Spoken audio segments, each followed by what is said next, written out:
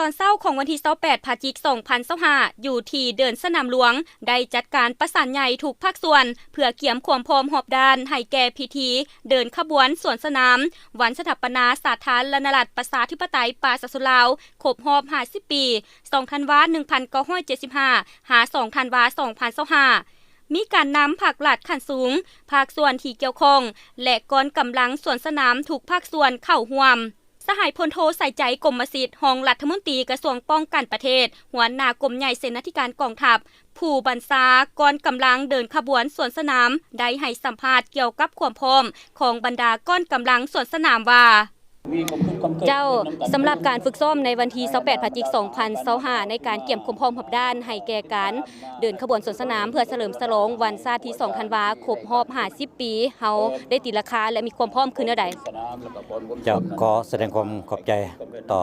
สถานีโทรภาพของกองทัพก็คือบรรดาสองข่าว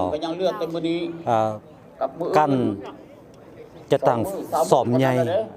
รวบรวมในมื้อนี้ถือว่าเป็นการซ้อมใหญ่เพื่อเตรียมความพร้อมให้แก่การจะตั้งการเฉลิมฉลองเป็นทางการในวันที่2ธันวาซึ่งยังอีกบ่ทอได้วันสั่นผ่านการ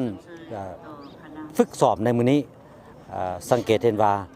ความพร้อมของบรรดากองกำลังถือว่ากว่า 90% ถือว่ามีความพร้อมทั้งกำลังและการความเป็นระเบียบและจังหวะอย่างต่างๆถือว่ามีความพร้อมอันที่2เป็นจิตใจเนาะจิตใจของนายและพลทหารคือก่อนมวลชนที่เข้าร่วมนี่ถือว่ามีความพร้อมสังเกตเห็นว่าการนำภาครัฐมวลชนชาวนครหลวงวิจันทร์ก็ได้เข้ามาร่วมการชมเป็นจำนวนหลวงหลายคาดว่าอยู่ในมือเฉลิมฉลองเป็นทางการการจะตั้งก่อนเดินขบวนในสวนสนาม